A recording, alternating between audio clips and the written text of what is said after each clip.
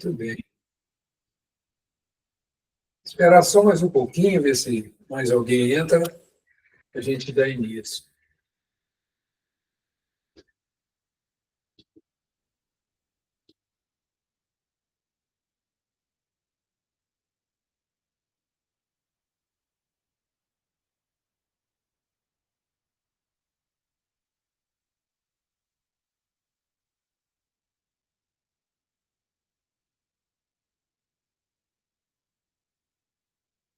Muito bem. Então vamos, primeiro de tudo, a gente sempre agradecer a Deus, a Jesus, a espiritualidade do nosso cantinho, né? Por essa oportunidade de estarmos aqui juntos, estudando um livro tão importante, né? Para o cristianismo, que conta a história de Paulo e seus companheiros, né? Na luta da divulgação do Evangelho para o mundo, né? Podemos dizer assim, para o mundo. E graças a esse esforço de Paulo, de Estevão, né? De Timóteo, de Marcos, tantos, né? Barnabé, de tantos que lutaram, né? Verdadeiramente para que os ensinos de Jesus se divulgassem para toda a humanidade. Ainda tem muito trabalho a ser feito, né? E a gente, pequenininho que somos, mas também somos contados por Jesus para que a gente continue divulgando o Evangelho, vivendo o Evangelho, né? Exemplificando com as nossas ações, esse ensino tão importante para as nossas vidas. Em agradecimento, nós vamos recolher todas as boas vibrações, todos os melhores sentimentos que nós temos, e vamos focar lá na sala 1, né? Onde nós que trabalhamos no nosso cantinho, depositamos essas energias para que a espiritualidade do nosso cantinho tenha sempre material para socorrer os irmãos mais necessitados. É pouquinho que cada um de nós pode doar, mas de pouquinho em pouquinho vai se fazendo o volume necessário para esses trabalhos. E assim oramos em agradecimento. Pai nosso que estais nos céus, santificado seja o teu nome, venha a nós o teu reino, seja feita a tua vontade, assim na terra como nos céus. O pão nosso de cada dia dai-nos hoje, perdoe, Pai, as nossas dívidas, assim como nós perdoamos aos nossos devedores. Não nos deixes cair em tentação e livra-nos, Senhor, de todo mal, que assim seja. Bom, nós estamos agora iniciando um novo capítulo, né? No capítulo anterior, nós falamos dos primeiros trabalhos, né? Os primeiros labores apostólicos, né?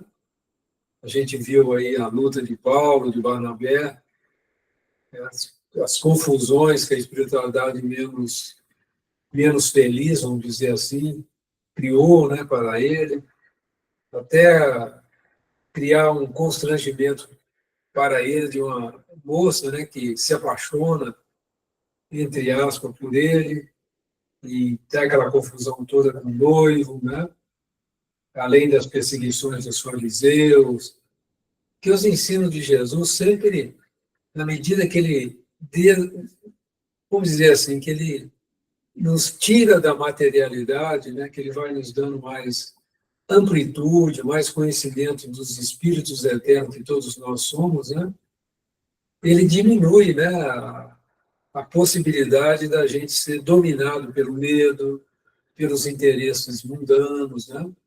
Isso incomoda muita gente, porque uma coisa que a espiritualidade menos feliz teme é que a gente saiba que nada pode nos atingir, só quando a gente permite. A fé, a esperança, né, e a caridade vive verdadeiramente nos nossos corações, é impossível sermos dominados. E é isso que Paulo incomodava muito, foi isso que Jesus incomodou muito, levando a eles imaginarem, né, que crucificando o Cristo, crucificariam também os seus ensinos. Pelo contrário, foi um grande exemplo que Jesus deu da continuidade da vida. E um dos momentos mais bonitos é quando Jesus aparece entre os discípulos e diz: a paz esteja convosco. Não a paz do mundo, mas a paz que eu vos dou. A paz da consciência, né? Da eternidade que todos nós trazemos aos nossos corações. E assim nós vamos para mais um novo capítulo, né? Lutas pelo Evangelho. Paulo continua, né? Nós estamos agora na segunda parte do livro. A primeira parte, né, se você se lembra, foi dedicada a contar sobre Saulo, né? E agora nós estamos vendo a transformação de Saulo em Paulo a serviço do Cristo. Então vamos para mais um capítulo, né? Eu vou pedir a Cláudia que lê para nós, né? Vou economizar minha voz aqui, né? Então vamos lá. Capítulo 5, Lutas pelo Evangelho. O regresso de Paulo e Barnabé foi assinalado em Antioquia com imenso regozijo. A comunidade fraternal admirou profundamente comovida o feito dos irmãos que haviam levado a regiões tão pobres e distantes as sementes divinas da verdade e do amor. Por muitas noites consecutivas, os recém-chegados apresentaram o relatório verbal de suas atividades, sem omitir um detalhe. A igreja antioquiense vibrou de alegria e rendeu graças ao céu. Os dois dedicados missionários haviam voltado em uma fase de grandes dificuldades para a instituição. Só lembrando, essa igreja de Antioquia, né, igreja significando, né, no conceito da época, uma comunidade. A comunidade antioquiense vibrou de alegria e rendeu graças. E lembrando, naquela época não tinha Facebook, não tinha WhatsApp, não tinha jornal, pouca gente sabia escrever, pouca gente sabia ler. Então, toda a comunicação era verbal. Então, quando alguém vinha de uma viagem, passava um tempo distante, era muito comum que ele reunisse, né, com a comunidade e ali relatasse as experiências que passou, os acontecimentos mais importantes, né? E era um momento assim de muita alegria mesmo, né? De se compartilhar experiências novas. Nem todos podiam viajar, nem todos tinham força, né, para essa caminhada que Paulo e Barnabé fizeram, né? Uma coisa importante, a igreja de Antioquia tinha fenômenos fantásticos, né? A união deles era tão grande que tinha voz direta, materialização, os espíritos lá falavam pessoalmente, né? Dando informações do mais alto em nome de Jesus, orientando, né? E eles agora estão vivendo um momento de grandes dificuldades. À medida que eles se afastaram, né, infelizmente, muitas vezes as pessoas se perdem, né, na base. Então, isso que nós vamos ver agora o nosso irmão relatando para nós.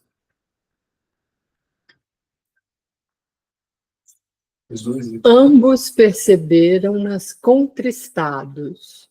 As contendas de Jerusalém estendiam-se a toda a comunidade de Antioquia. As lutas da circuncisão estavam acesas. Os próprios chefes mais eminentes estavam divididos pelas afirmativas dogmáticas. Tão alto grau atingiram os descrimes que as vozes do Espírito Santo não mais se manifestavam. Manaém, cujos esforços na igreja eram indispensáveis, mantinha-se à distância, em vista das discussões estéreis e venenosas. Os irmãos achavam-se extremamente confusos.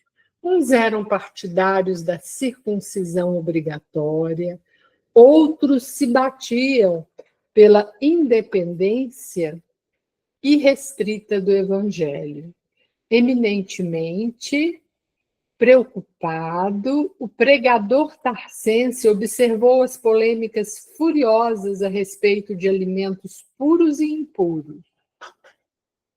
Tentando estabelecer a harmonia geral a respeito dos ensinamentos do Divino Mestre, Paulo tomava inutilmente a palavra, explicando que o Evangelho era livre e que a circuncisão era tão somente uma característica convencional da intolerância judaica.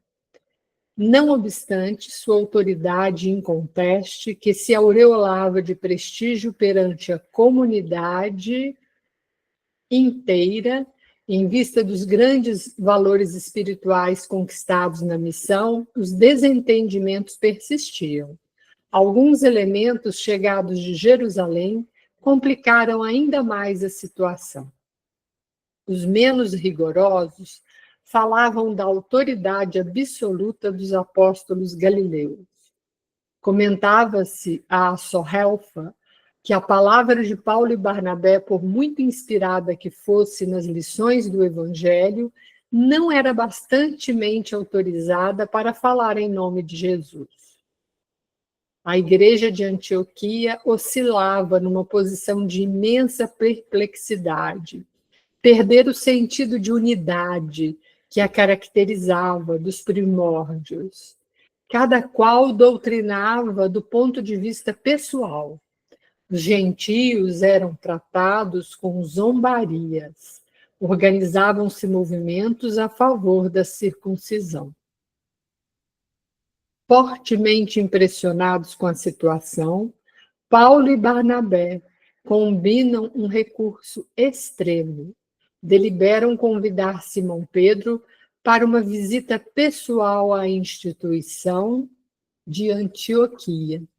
Conhecendo-lhe o espírito liberto de preconceitos religiosos, os dois companheiros endereçam-lhe longa missiva, explicando que os trabalhos do Evangelho precisavam dos seus bons ofícios, insistindo pela sua atuação prestigiosa.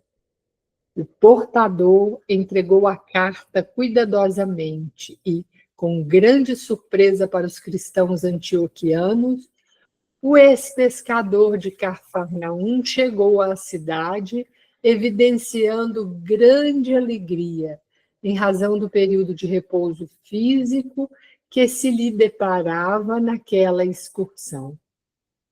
Paulo e Barnabé não cabiam em si de contentes. Acompanhando Simão, viera João Marcos, que não abandonara de todo as atividades evangélicas. O grupo viveu lindas horas de confidências íntimas a propósito das viagens missionárias, relatadas inteligentemente pelo ex-rabino e relativamente aos fatos que se desenrolavam em Jerusalém, desde a morte do filho de Zebedeu, contados por Simão Pedro com singular colorido. Depois de bem informado da situação religiosa em Antioquia, o ex-pescador acrescentava: em Jerusalém, nossas lutas são as mesmas. De um lado, a igreja cheia de necessitados, todos os dias. De outro, as perseguições sem tréguas. No centro de todas as atividades, permanece Tiago com as mais ríspidas exigências. Às vezes, sou tentado a lutar para restabelecer a liberdade dos princípios do mestre. Mas como proceder? Quando a tempestade religiosa ameaça destruir o patrimônio que conseguimos oferecer aos aflitos do mundo, o farisaísmo esbarra na observância rigorosa do companheiro e é obrigado a paralisar a ação criminosa, encetada desde muito tempo. Se trabalhar por suprimir-lhe a influência, estarei precipitando a instituição de Jerusalém no abismo da destruição, pelas tormentas políticas da grande cidade. E o programa do Cristo? E os necessitados? Seria justo prejudicar os mais desfavorecidos por causa de um ponto de vista pessoal? Vamos lembrar, né? O Tiago, que veio a falecer, o filho de Zebedeu, é o Tiago menor, o irmão de João, né? João Apóstolo, o Espírito amado, como o discípulo amado, como costuma ser chamado no Novo Testamento. E Tiago maior é aquele que se apegou, né, quando foi a igreja, né, a igreja do caminho, né, foi, vamos dizer assim, assediada pelos fariseus, né, da sinagoga de Jerusalém, e ainda quando Paulo estava fazendo o movimento, né, contra a igreja, contra o cristianismo, né, da época, contra o movimento, né, da Casa do Caminho, ele ficou muito apavorado e eles encontraram ele fazendo as referências conforme os fariseus faziam na igreja. Isso poupou a vida, né, poupou a prisão de Tiago. E a partir daí, movido pelo medo, né, ele passou a transformar a Casa do Caminho quase que numa sinagoga, né, com os ritos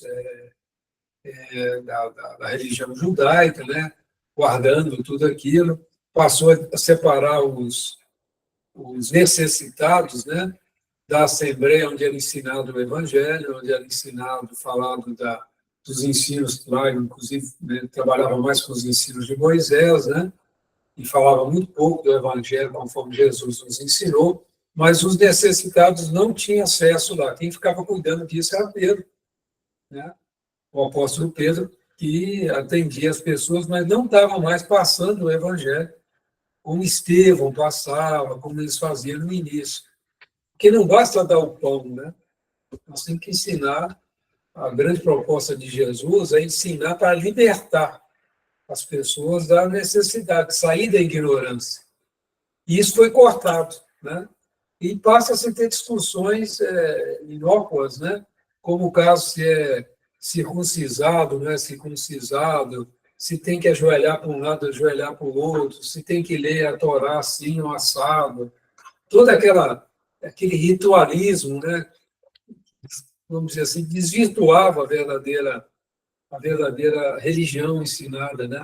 A verdadeira ligação com Deus ensinada pelo Cristo. Então, e isso começou a se espalhar, e chegou a Antioquia. E quando chega essas brigas, né, essa disfunção, a espiritualidade maior para de se manifestar, né?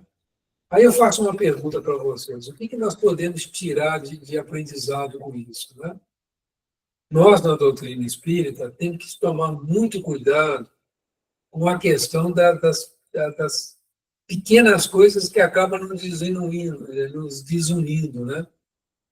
Então, a gente, por exemplo, nós formamos grupos mediúnicos lá no nosso cantinho. Existem algumas regras, né? Na medida que a gente não se atenha à pontualidade, na medida que a gente não participa dos estudos, na medida que a gente fica muito preso a conceitos próprios e não procura se integrar, né, a participar do todo, a gente acaba gerando e dificultando a assistência de espíritos mais elevados. Então, é sempre importante, quando a gente está num grupo, a gente tomar muito cuidado, que o importante é o ensino do Evangelho. O importante é viver os preceitos trazidos pelo Cristo, tanto na nossa vida particular como no grupo, né?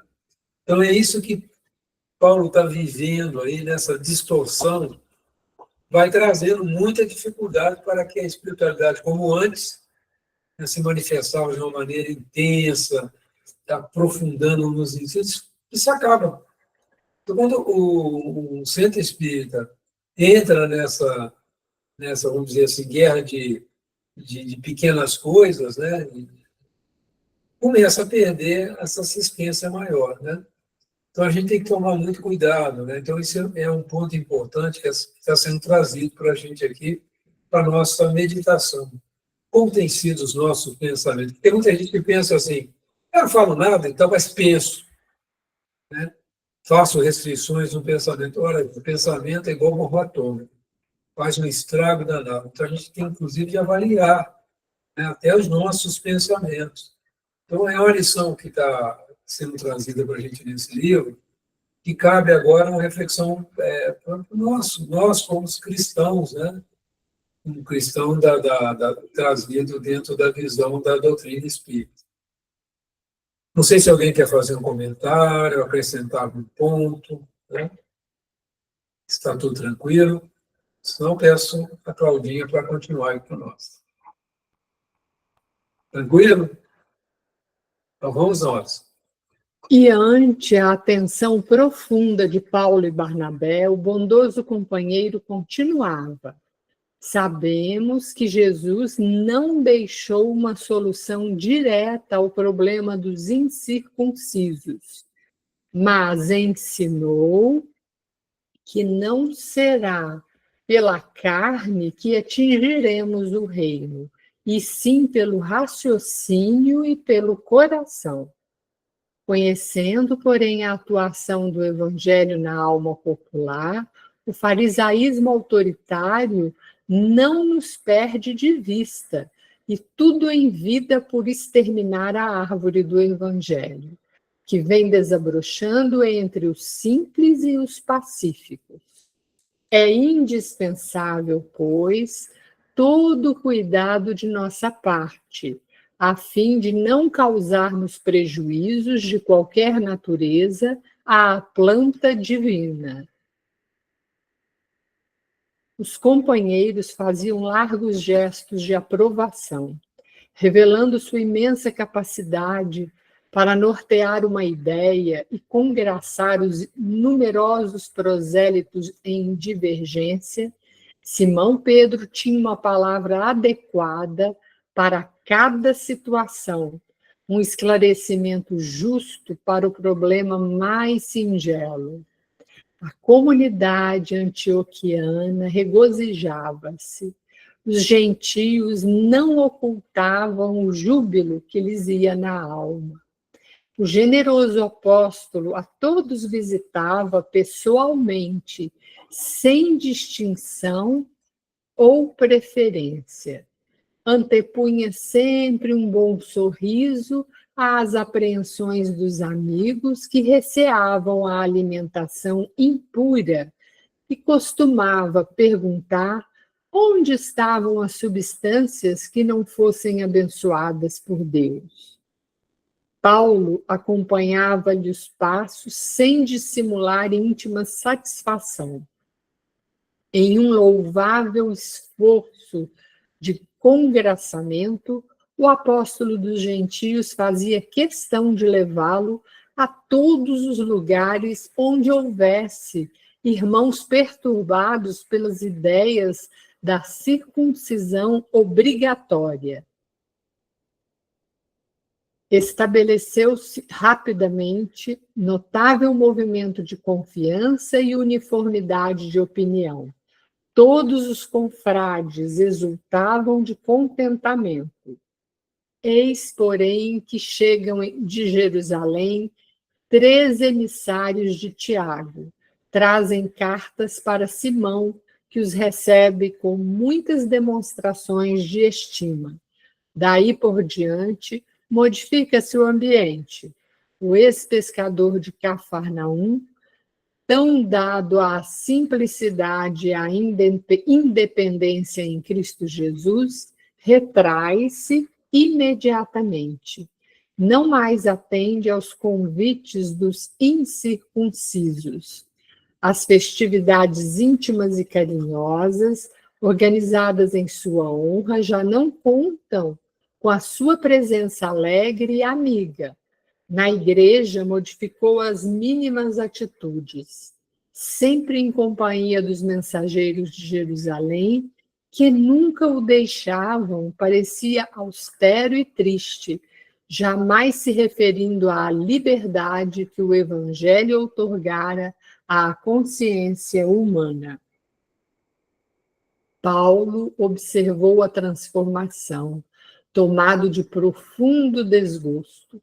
Para o seu espírito habituado de modo irrestrito à liberdade de opinião, o fato era chocante e doloroso. agravara-o a circunstância de partir justamente de um crente como Simão, altamente categorizado e respeitável em todos os sentidos. Como interpretar aquele procedimento em completo desacordo com o que se esperava? Ponderando a grandeza da sua tarefa junto dos gentios, a menor pergunta dos amigos nesse particular deixava-o confuso.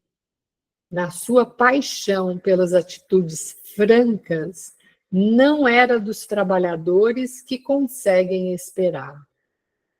E após 2 semanas de expectação ansiosa, desejoso de proporcionar uma satisfação aos numerosos elementos incircuncisos de Antioquia, convidado a falar na tribuna para os companheiros, começou por exaltar a emancipação religiosa do mundo desde a vinda de Jesus Cristo. Passou em revista as generosas demonstrações que o mestre dera aos publicanos e aos pecadores. Pedro ouvia-o assombrado com tanta erudição e recurso de hermenêutica, para ensinar aos ouvintes os princípios mais difíceis. Os mensageiros de Tiago estavam igualmente surpreendidos. A assembleia ouvia o orador atentamente. Em dado instante, o tecelão de Tarso olhou fixamente para o apóstolo Galileu e exclamou: Irmão, defendendo o nosso sentimento de unificação em Jesus, não posso disfarçar nosso desgosto em face dos últimos acontecimentos. Quero referir-me à atitude do nosso hóspede muito amado, Simão Pedro, a quem deveríamos chamar mestre, se esse título não coubesse de fato e de direito ao nosso Salvador. Aí tem uma nota de rodapé, Salvador. Nota do autor espiritual, as observações de Paulo na Epístola aos Gálatas. Versículo 2, item 2, versículo 11 a 14, referem-se a um fato anterior à reunião dos discípulos.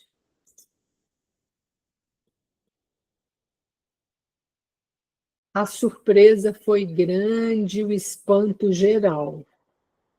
O apóstolo de Jerusalém também estava surpreso, mas parecia muito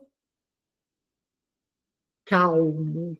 Os emissários de Tiago revelavam profundo mal-estar. Barnabé estava lívido e Paulo prosseguia sobranceiro. Simão tem personificado para nós um exemplo vivo. O mestre nos deixou como rocha de fé imortal. No seu coração generoso temos depositado as mais vastas esperanças. Como interpretar seu procedimento, afastando-se dos irmãos incircuncisos desde a chegada dos mensageiros de Jerusalém? Antes disso, comparecia aos nossos serões íntimos, comia do pão de nossas mesas. Se assim procuro esclarecer a questão abertamente, não é pelo desejo de escandalizar a quem quer que seja, mas porque só acredito em um evangelho livre de todos os preconceitos errôneos do mundo, considerando que a palavra do Cristo não está algemada aos interesses inferiores do sacerdócio, de qualquer natureza. O ambiente carregara-se de nervosismo. Os gentios de Antioquia fitavam o orador, enternecidos e gratos. Os simpatizantes do farisaísmo, ao contrário, não escondiam seu rancor em face daquela coragem quase audaciosa. Nesse instante, de olhos inflamados por sentimentos indefiníveis, Barnabé tomou a palavra enquanto o orador fez uma pausa e considerou. Paulo, sou dos que lamentam tua atitude neste passo. Com que direito poderás atacar a vida pura do continuador de Cristo Jesus? Isso inquiriu ele em tom altamente comovedor, com a voz embargada de lágrimas. Paulo e Pedro eram seus melhores e mais caros amigos. Longe de se impressionar com a pergunta, o orador respondeu com a mesma franqueza. Temos sim um direito, o de viver com a verdade, o de abominar a hipocrisia, e, o que é mais sagrado, o de salvar o nome de Simão das arremetidas farisaicas, cujas sinuosidades conheço, por constituírem o báratro escuro de onde pude sair para as claridades do Evangelho da Redenção. A palestra do ex-rabino continuou rude e franca. De quando em quando, Barnabé surgia com uma parte, tornando a contenda mais renhida. Entretanto, em todo o curso da discussão, a figura de Pedro era mais impressionante pela augusta serenidade do semblante. Naqueles rápidos instantes, o apóstolo Galileu considerou a sublimidade da sua tarefa no campo de batalha espiritual pelas vitórias do Evangelho. De um lado estava Tiago, cumprindo elevada missão junto do judaísmo. De suas atitudes conservadoras, surgiam incidentes felizes para a manutenção da Igreja de Jerusalém, erguida como um ponto inicial para a cristianização do mundo. De outro lado, estava a figura poderosa de Paulo, o amigo desassombrado dos gentios, na execução de uma tarefa sublime. De seus atos heróicos derivava toda uma torrente de iluminação para os povos idólatras. Qual o maior a seus olhos de companheiro que convivera com o mestre e dele recebera as mais altas lições? Naquela hora o ex-pescador rogou a Jesus lhe concedesse a inspiração necessária para a fiel observância dos seus deveres. Sentiu o espinho da missão cravado em pleno peito, impossibilitado de se justificar com a só intencionalidade de seus atos, a menos que provocasse maior escândalo para a instituição cristã, que mal alvorecia no mundo.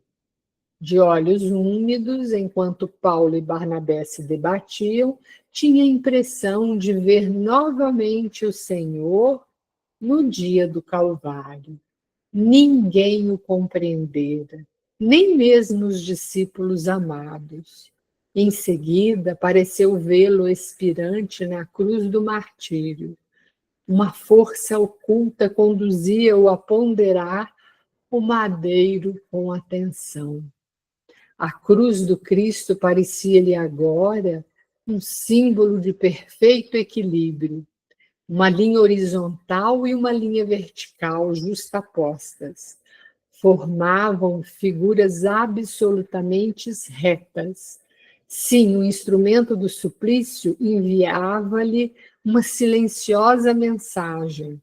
Era preciso ser justo, sem parcialidade ou falsa inclinação. O mestre amara a todos indistintamente, repartira os bens eternos com todas as criaturas. Ao seu olhar compassivo e magnânimo, gentios e judeus eram irmãos. Experimentava agora singular acuidade para examinar conscienciosamente as circunstâncias. Devia amar a Tiago pelo seu cuidado generoso com os israelitas, bem como a Paulo de Tarso, pela sua dedicação extraordinária a todos quantos não conheciam a ideia do Deus justo. O ex-pescador de Cafarnaum notou que a maioria da assembleia lhe dirigia curiosos olhares. Vamos só fazer um resuminho da situação que nosso irmão Pedro, né? Aquele que foi escolhido por Jesus para conduzir a igreja, a comunidade cristã em nascimento, né? Vocês veem assim nesse livro relatando a calma e a serenidade dele, numa situação crítica, que ali se dividiu a igreja. Aqueles que estavam de acordo com Tiago, né? Que se continuasse com os rituais conforme o judaísmo, né? Que é o cuidado, né, que Pedro comenta do Tiago com os israelitas, né? Com aqueles que seguiam, né, a todos aqueles rituais, né? E tendo como ponto maior a questão da circuncisão, e sendo que os gentios não tinham esse ritual de ser circuncistos, né? Acho que é assim que fala. E Paulo, aquele espírito, né, corajoso, que estava com a missão de trazer o evangelho segundo a sua pureza, defendendo que Jesus veio para todos, né? Que não faz sentido obrigar um povo, gentios, por exemplo, a ter a circuncisão, deixar de comer carne de porco, porque a questão de alimento impuro é a questão de se comer a carne de porco. Os judeus não fazem isso, né? E os gentios não tinham isso, não tinha essa cultura, né? E isso passou a ser motivo de discussão, de divisão, né? Vocês vão ver um dos momentos mais importantes do nascimento do cristianismo na Terra, da divulgação dos ensinos de Jesus. Vocês vão ver que Jesus escolheu muito bem a pessoa para liderar esse movimento. Foi Pedro. Se ele erra a mão ali, ele ia criar uma divisão já na igreja. Tá? Divisão que devia acontecer no futuro, né? Onde católicos e protestantes se mataram, né? Depois a gente começa a guerra das cruzadas, quer dizer, essa questão da divisão ainda é um problema. Até hoje nós vemos, né, a luta, né, dos judeus com a questão da seita muçulmana, né, essas guerras que nós estamos vivendo hoje, esses grupos terroristas. Quer dizer, mas naquele momento a igreja começando, se isso acontece, iria matar todo esse movimento. E as trevas estavam apostando, né, na radicalização naquele momento. Por isso que a gente tem como uma diretriz muito importante, nós, na convivência, né, do Evangelho, na convivência com os nossos irmãos, olhai, orai e vigiai, para a gente não criar distensões no meio por causa de coisas menores. O importante é aquilo que Jesus nos ensinou, que é a caridade, amar o próximo como a nós mesmos, e um dia amarmos como Jesus nos amou, né? Esse é o desafio, né, em suma, que os ensinos de Jesus trazem para nós. E quem ama não fica cobrando que o outro faça assim, faça assado. Respeita, né? Cada um no seu entendimento, cada um na sua fase evolutiva. Não se colocando no pedestal, porque a gente já compreende determinadas coisas, o outro não. E tem muita coisa que a gente não compreende que o outro já compreende. Isso que é importante, né? A questão da indulgência entre nós. Agora, vem bem a postura de Pedro nesse instante crítico. A igreja começa a se dividir, né? Os companheiros de Jerusalém deixavam perceber cólera íntima na extrema palidez do rosto. Todos pareciam convocá-lo à discussão. Barnabé tinha os olhos vermelhos de chorar, e Paulo parecia cada vez mais franco, verberando a hipocrisia com a sua lógica fulminante. O apóstolo preferiria o silêncio, de modo a não perturbar a fé ardente de quantos se arrebanhavam na igreja sob as luzes do Evangelho. Mediu a extensão da sua responsabilidade naquele minuto inesquecível. Encolerizar-se seria negar os valores do Cristo e perder suas obras. Inclinar-se para Tiago seria a parcialidade. Dar absoluta razão aos argumentos de Paulo não seria justo. Procurou arregimentar na mente os ensinamentos do Mestre e lembrou a inolvidável sentença: o que desejasse ser o maior, fosse o servo de todos. Esse preceito proporcionou-lhe imenso consolo e grande força espiritual. A polêmica ia cada vez mais ardida. Extremavam-se os partidos. A assembleia estava repleta de cochichos abafados. Era natural prever uma franca explosão. Simão Pedro levantou-se. A fisionomia estava serena, mas os olhos estavam orvalhados de lágrimas que não chegavam a correr. Valendo-se de uma pausa mais longa, ergueu a voz que logo apaziguou o tumulto. Irmãos, disse nobremente, muito tenho errado neste mundo. Não é segredo para ninguém que cheguei a negar o Mestre no instante mais doloroso do Evangelho. Tenho medido a misericórdia do Senhor pela profundidade do abismo de minhas fraquezas. Se errei entre os irmãos, muito amados de Antioquia, peço perdão de minhas faltas. Submeto-me ao vosso julgamento e rogo a todos que se submetam ao julgamento do Altíssimo. A estupefação foi geral.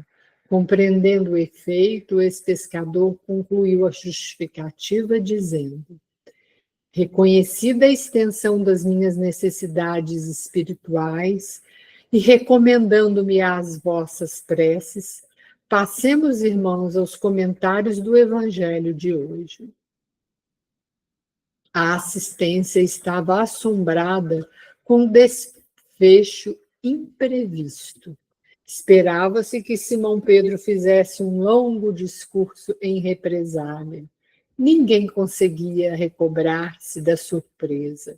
O Evangelho deveria ser comentado pelo apóstolo Galileu, mediante combinação prévia, mas o ex-pescador, antes de sentar-se de novo, exclamou muito sereno: peço ao nosso irmão Paulo de Tarso o obséquio de consultar e comentar as anotações de Levi. Olha que solução fantástica. Se ele toma ao lado de um, ou toma o lado de outro, a confusão estava montada. O que ele pede? Vamos recorrer ao Evangelho. Então, toda vez, olha que ensino importante para nós. Toda vez que nós estivermos diante de conflito, aonde nós devemos buscar recursos? Né? Com serenidade, com tranquilidade. No Evangelho, quantos de nós não estamos enfrentando situações difíceis? Nesse momento que nós estamos passando por todo esse processo de, vamos dizer assim, de transição, né? Muito clara para todos nós, essa polarização, né? Que nós estamos vendo hoje no campo político, no campo econômico, em todos os pontos, né? da vivência, né? Onde nós devemos buscar recursos para nós nos mantermos em paz e não criarmos conflito. Então, esse é um ponto bastante interessante para a gente refletir, né? Sempre que nós estivermos diante desse conflito em família, ou no grupo que nós fazemos parte, vamos ao Evangelho, ver o que ele nos diz, né? Alguém gostaria de comentar mais algum ponto, fazer alguma pergunta, alguma consideração?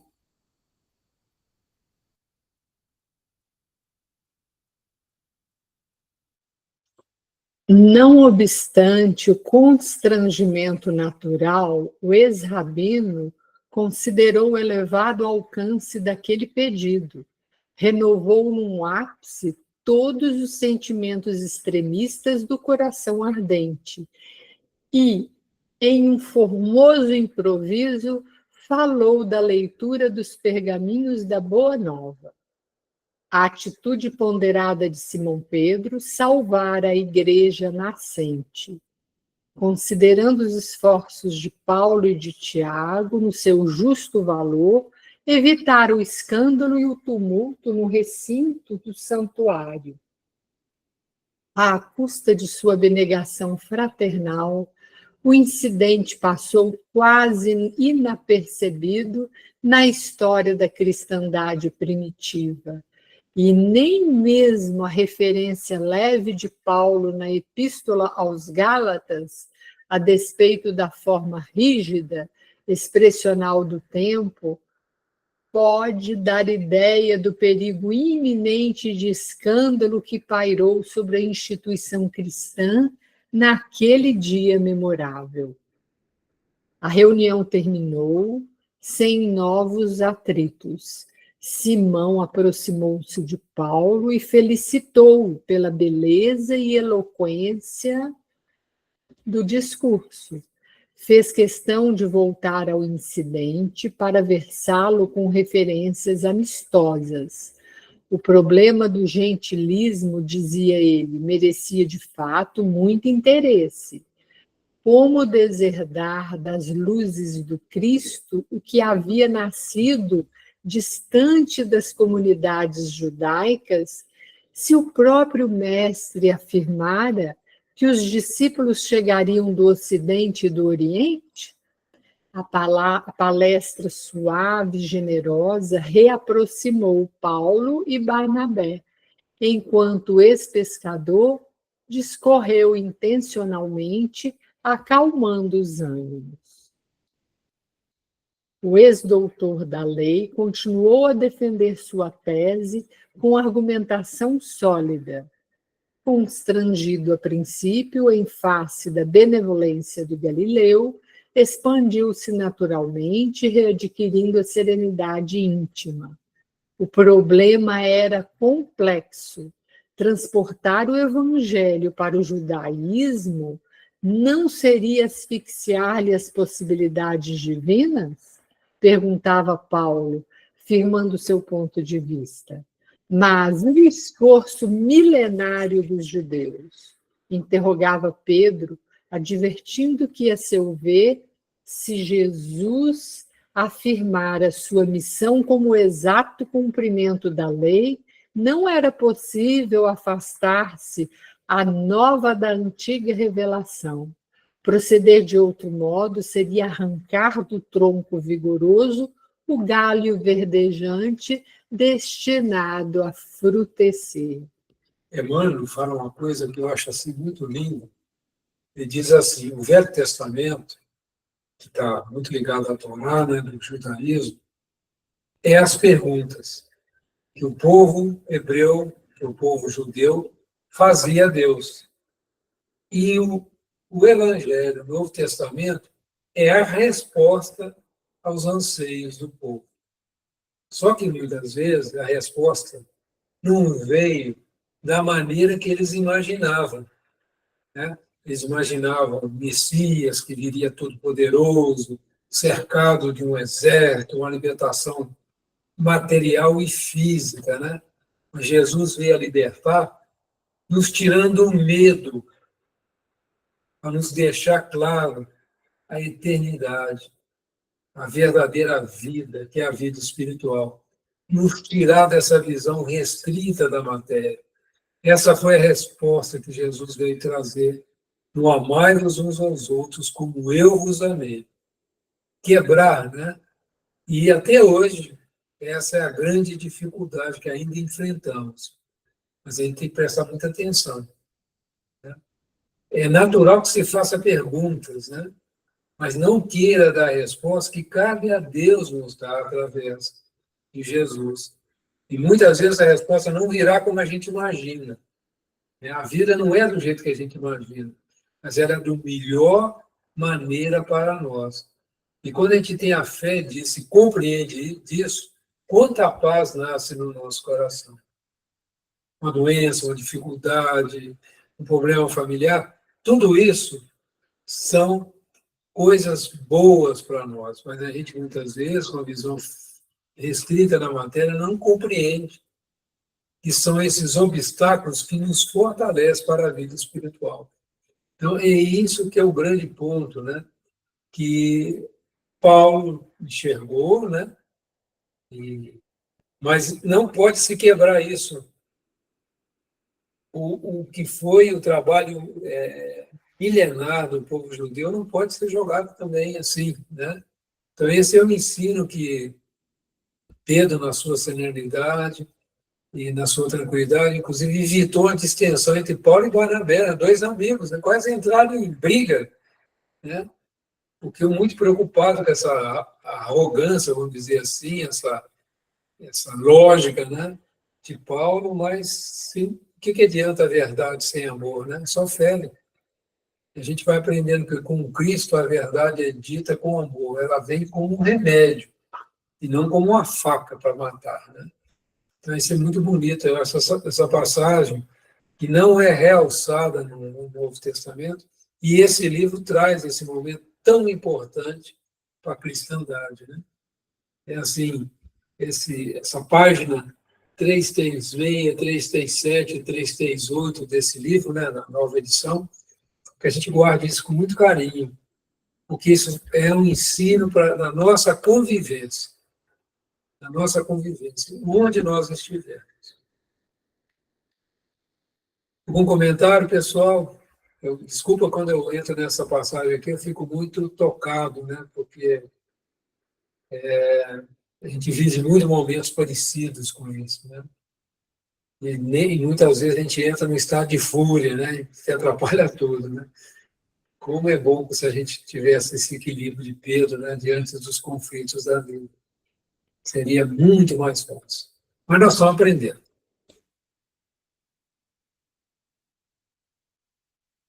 Examinando aqueles argumentos ponderosos, Paulo de Tarso lembrou então que seria razoável promover em Jerusalém uma assembleia dos correligionários mais dedicados para ventilar o assunto com maior amplitude. Os resultados, a seu ver, seriam benéficos por apresentarem uma norma justa de ação, sem margem a sofismas tão de gosto e hábito farisaicos. Como alguém que se sentisse muito alegre por encontrar a chave de um problema difícil, Simão Pedro anuiu de bom grado à proposta, assegurando interessar-se para que a reunião se fizesse quanto antes. Intimamente, considerou que seria ótima oportunidade para os discípulos de Antioquia observarem as dificuldades crescentes em Jerusalém. À noite, todos os irmãos compareceram à igreja para as despedidas de Simão e para as preces habituais. Pedro orou com santificado fervor e a comunidade sentiu-se envolvida em benéficas vibrações de paz. O incidente a todos deixara tal ou qual perplexidade, mas as atitudes prudentes e afáveis do pescador conseguiram manter a coesão geral a respeito do Evangelho para a continuação das tarefas santificantes. Depois de observar a plena reconciliação de Paulo e Barnabé, Simão Pedro regressou a Jerusalém com os mensageiros de Tiago. Em Antioquia, a situação continuou instável. As discussões estéreis prosseguiam acesas. A influência judaizante combatia a gentilidade e os cristãos livres opunham resistência formal ao convencionalismo preconceituoso. O ex-rabino, entretanto, não descansava. Convocou reuniões nas quais esclareceu as finalidades da Assembleia que Simão lhes prometera em Jerusalém, na primeira oportunidade. Combatente ativo, multiplicou as energias próprias na sustentação da independência do cristianismo e prometeu publicamente que traria cartas da Igreja dos Apóstolos Galileus que garantissem a posição dos gentios na doutrina consoladora de Jesus, alijando-se às imposições absurdas no caso da circuncisão. Suas providências e promessas acendiam novas lutas. Os observadores rigorosos dos preceitos antigos duvidavam de semelhantes concessões por parte de Jerusalém. Paulo não desanimou. Intimamente idealizava sua chegada à Igreja dos Apóstolos, passava em revista, na imaginação excitada, toda argumentação poderosa a empregar e via-se vencedor na questão que se delineava a seus olhos como de essencial importância para o futuro do Evangelho. São 57, Antônio. Vamos parar, né? Tá. Procuraria. Vamos voltar um pouquinho só. Parar aqui, né? Uhum. Ok, Melhor, né? Para poder não perder a. maravilha. Alguém gostaria de fazer a oração de encerramento dessa primeira parte? Para nós?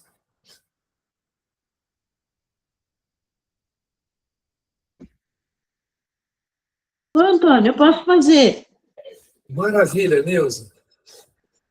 Ah, então, agradecendo esse momento em que nós nos concentramos nos estudos de Paulo e Estevão, que nos traz tantas explicações de momentos que também vivemos no atual momento da nossa vida, que faz a gente refletir como agir, como ser um pouco melhor, e assim com o coração cheio de alegria e gratidão, elevamos nossos pensamentos e melhores sentimentos a Deus, nosso Pai, a Jesus, nosso irmão, nosso amigo, que nos ajuda constantemente em nossas atividades e que possamos, assim, oferecer a sala 1 aos irmãos que lá chegam, a oração de Jesus que ele nos deixou. Pai nosso que estais nos céus, santificado seja o teu nome, venha a nós o teu reino, seja feita a tua vontade, assim na terra como em todos os planos habitados. O pão nosso de cada dia nos dai hoje. Perdoa, Pai, as nossas ofensas, nossas dívidas, assim também como perdoarmos os nossos ofensores, devedores.